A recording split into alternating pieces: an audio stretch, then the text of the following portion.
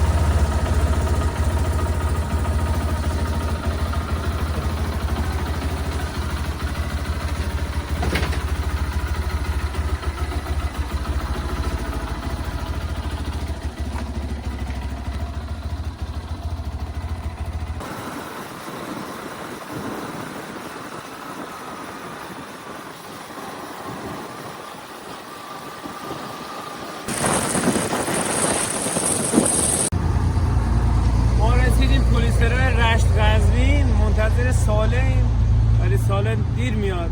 زنگ زد گفت که شما برید تا رودبار تا من برسم. حالا بریم که ادامه مسیر داشته باشیم.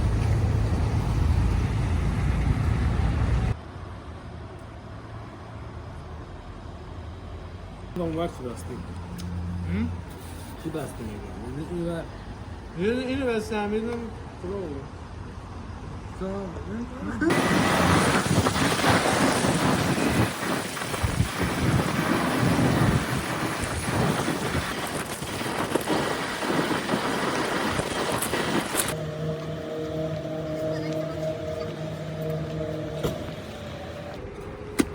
رسیدیم قزوین، خون بنزین زدیم، موتور ساله داره خاموش میکنه. بریم مثل تنظیم موتور بیام. چی شده؟ ما داریم تنظیم موتور میکنیم. موفق موتور باشید. خودش خاموش میکنه. یادش شیپک رو بیار. اصلا سفر ما بدون چالش نمیشه. دیاگ میزنیم الان. دیار تو روشن کنم نه؟ نه.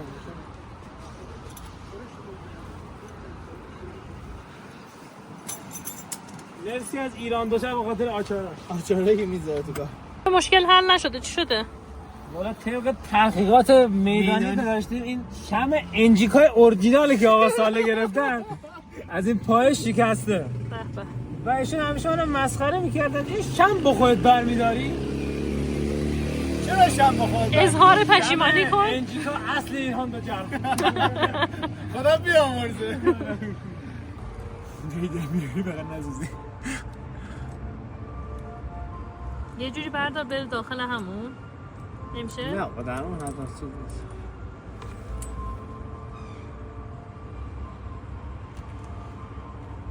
انجیکا اصلی میندازه. بیا این داغی محصول به شما نشون بدم. نگاه کن چه اتفاقی براش افتاده. انجیکای اصل که میخری این شکلی میشه. این فیک بخری. باید فیک بخری. فیک این انجیکای اسلامی شهر اینجوری شد.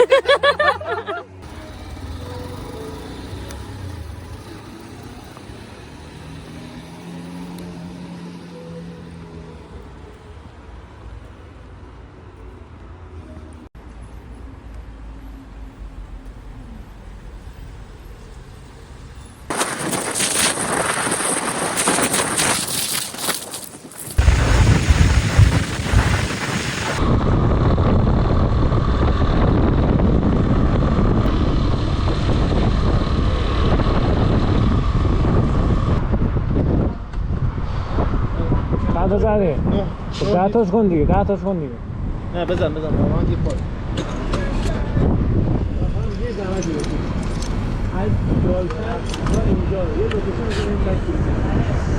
جاده قزوین به همدان کجا؟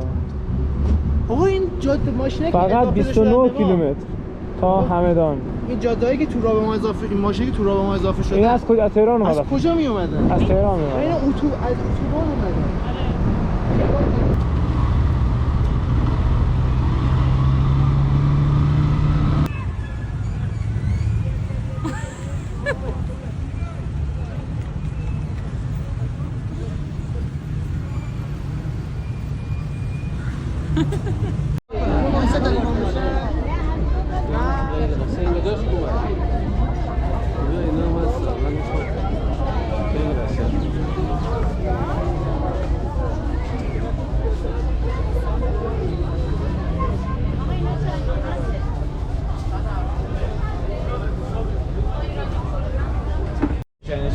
نخوری بده من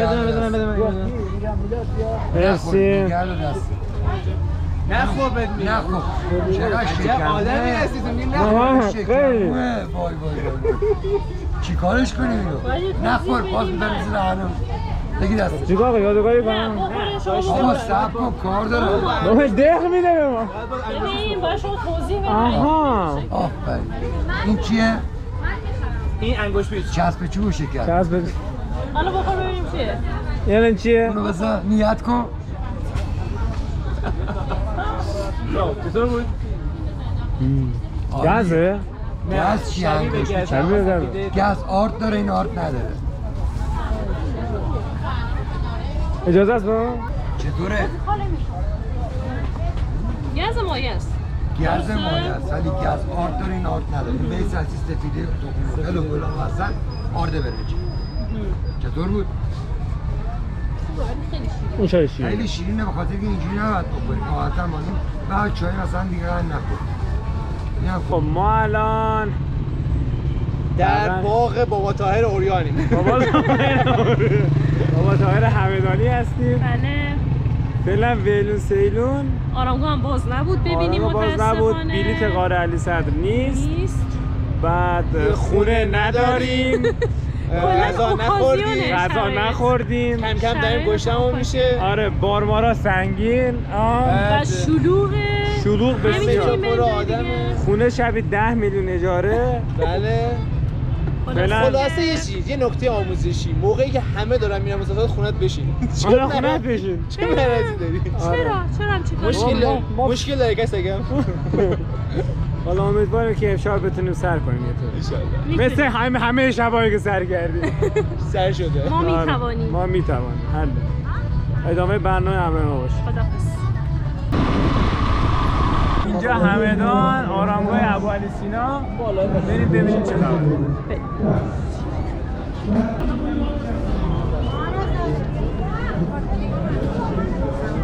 نشین بابا نشین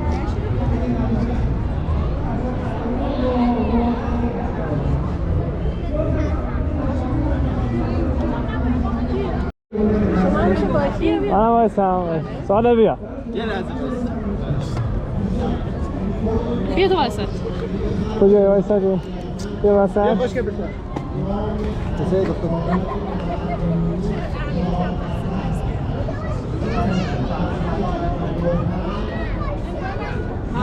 سلامت باشی موفق باشی خواهش کنم خدا حفظ کنه بریم تا دیگه بیشه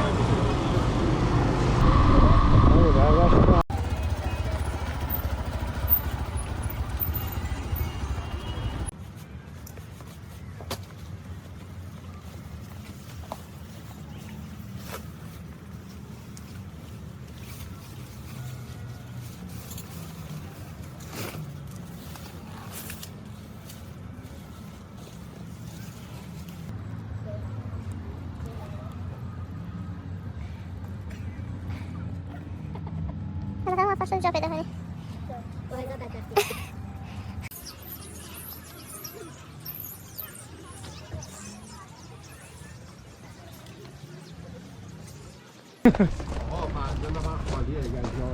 نه ما چیز کردیم ما اول اینکه با چادر داریم چیز می‌کنیم سفر می‌کنیم قربون شما اصلا این کاپشن هم مخصوص موتور سواریه چند قیمتشون؟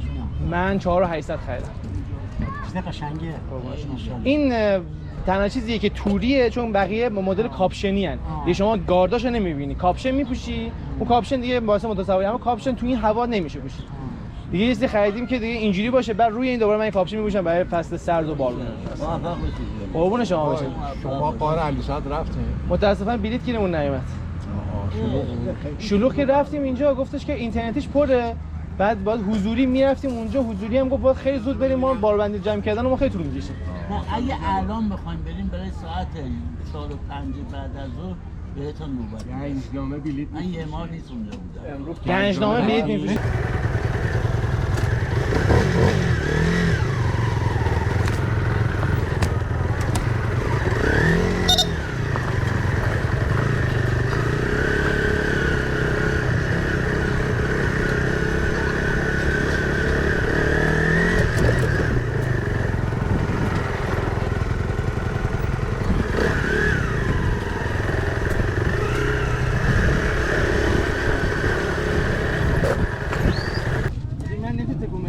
بیا آقا برو جلو بریم یا من نمیدونم بگم دارم دستم هم چیزه باز کرده خوبه؟ آره گرفتم. خب ما اومدیم حکمتانه همدان، بریم ببینیم اینجا چه خبره، یکم تصاویر بگیریم برای کسایی که حالا نیومدن یا اومدن دوباره تجدید خاطره باشه واسهشون.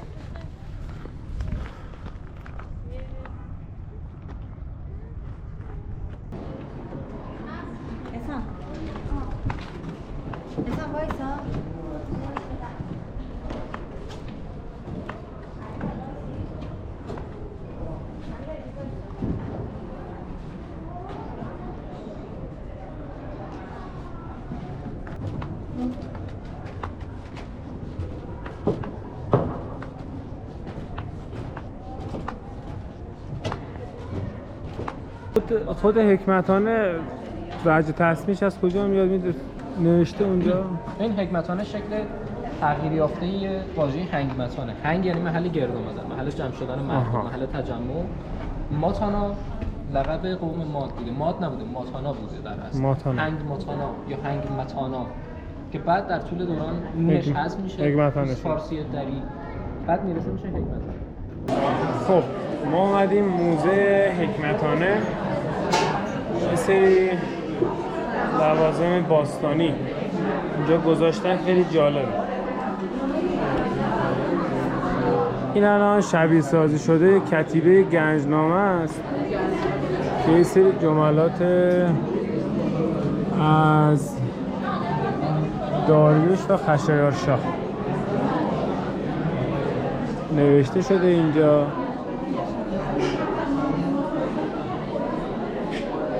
اسکلت یه زن و شوهر که برای دورای اشکانیانه،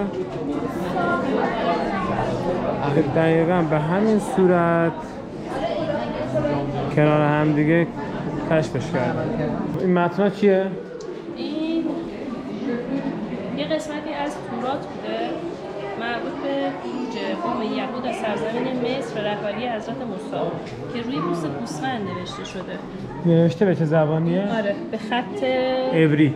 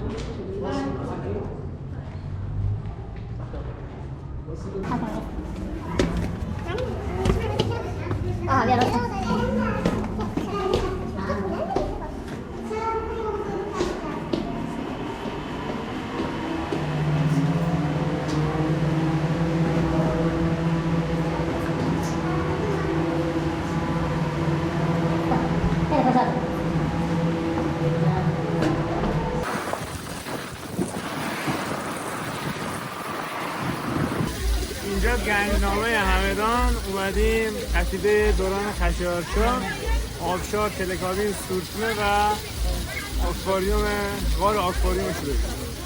بریم لذت ببریم.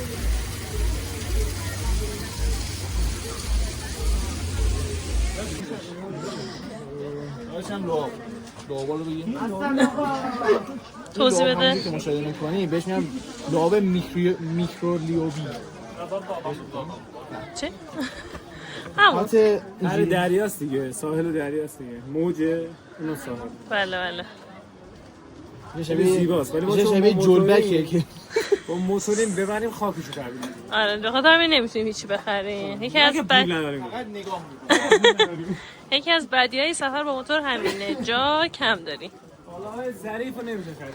آره متأسفانه یه چیزی باشه بتونی با فشار جا بکنی. دقیقاً. یه توریسته. بله. به من گفتم مرد عنکبوتی ولی ساله یکی همونجا با آدم فضایی. اما من ادامهش هم بخون. وای ناراحتی الان اومدیم آبشار؟ ناراحتی اومدیم آبشار؟ ناراحت نیستم از مهد آبشار بیای اینجا. بله. بین دو تا صخره آبشار ببینی یکم جالب. اشکال نداره دیگه. شهابه این. همین برای ما شهابه. اما خب به عنوان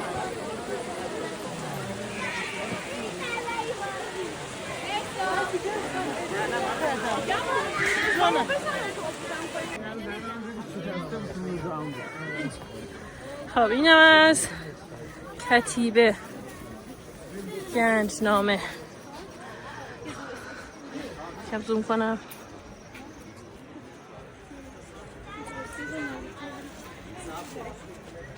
حکمتانه که رفتیم دو تا خط راست تاریکیه نه؟ آره دو تا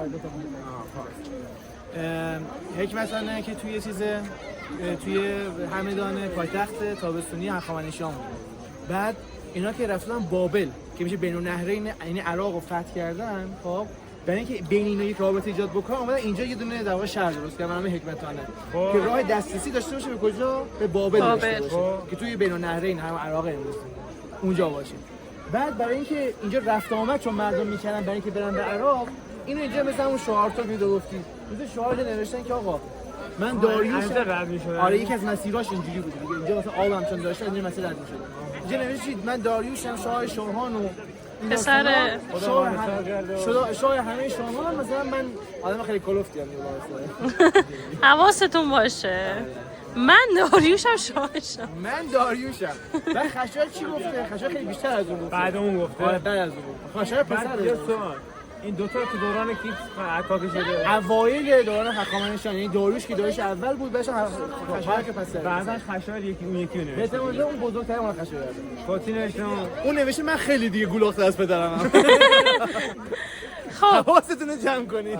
بدونید من اینجا استفاده کردید خیلی ممنون از شما. ممنون زحمت کشید. این فرنگ ماست. آب خوردن گذاشتم اونجا. متاسفانه. بله دقیقاً امروز دیدیم. آفرین. شما آدم با فرهنگی هستید. ما با هشتگ با فرهنگ. ای جانم. ما به در فسنجون میخورم. ای منو بگیر. سرشو ببریم، پرشو بکنیم. به هیچ عنوان. فسنجونش کنیم. به هیچ عنوان. نه. اصلاً.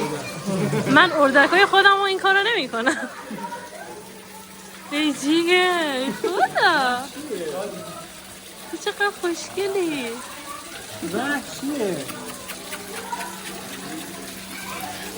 ای جانم.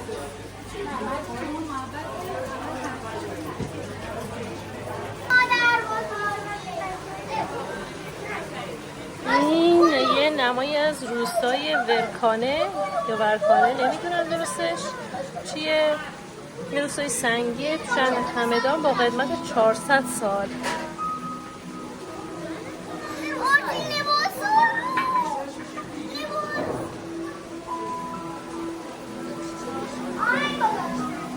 دشت میشان خیلی زیبا.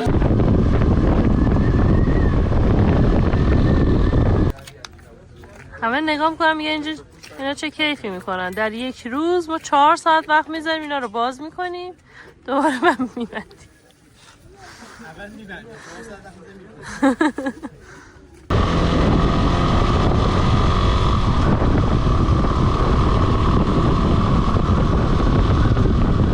خب ما اینجا اومدیم. بفرمایید چیکار کردیم؟ 3 تا شات قهوه گرفتیم. بعد از اونایی که خب بین راهی بود و سوپرمارکت بود در تو آرت نمی‌تونم بزنیم. یه دسته شیر خریدیم. اصلا کف بندازم. آقا من قرار کف بریزم.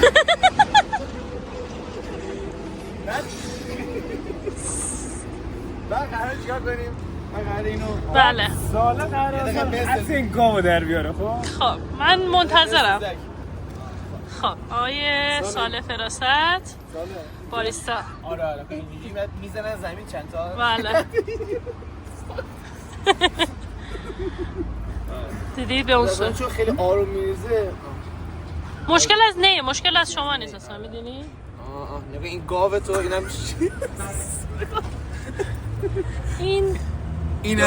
اینم تره تو بیا برش کن. من اتوبوس میخواستم. اینم اتوبوس در شما. این دو شات کدوم بود؟ دو شات اون بود یا این بود؟ نه این سیاه دو شات. این دو شات. اتوبوس. اینم لاستیکاش، اینم جلو پنجره‌اش.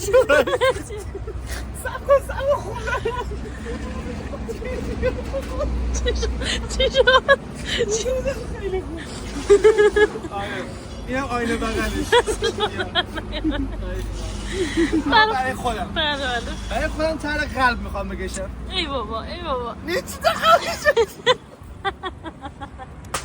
یه تیرم بکشین که بهش ضربه خورده. اصلا عالی شد. فقط یه ذره قلب مرجع معلومه. باشه این جبه سوز کن. شاید قورباغه است میلاد. بقیه‌اش هم میریزیم روش. بله. طرحاتون رو نگه دارید من عکس بگیرم یادگاری. آکشا نجات. زنجی هم خیلی سفت شده میترسم جر بخورم.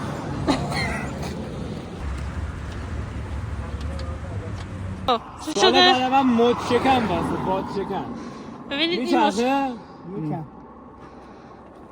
بینه بزن بریم به تست کنیم. ابزارامون رو نگاه کنید چنگال. ابزارامون این اصلا نمیشه. بازم چنگال. باز بگی چنگال بد. والا یا خدا چه سرعتی داشت. ببینید این قسمت موفقیت آمیز بود. حالا کجا میخوای بذاری اونو؟ وایگانی میشه ده.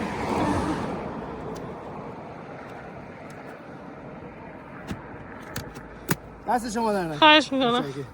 عالم بریم میگه آچار عالم.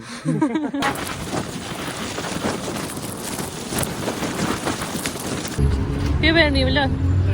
اون لواشک بخری.